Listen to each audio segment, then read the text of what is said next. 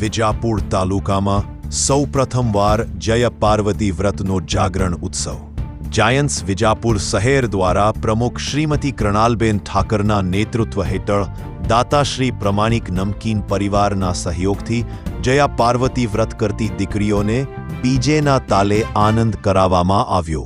Dry fruit સહિતના દૂધ કેળાનું તથા વેફરના પ્રસાદનું વિતરણ કરવામાં આવ્યું.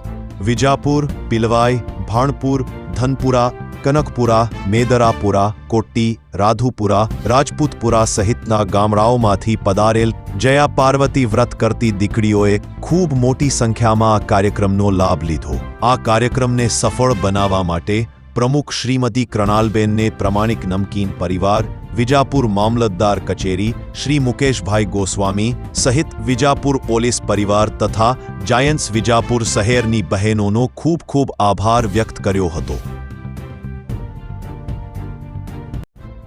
ગુજરાતી સમાચાર અને જાણ્યાજાની સ્ટોરી જોવા માટે સબસ્ક્રાઇબ કરો RTV ન્યૂઝ અને રહો સતત અપડેટ.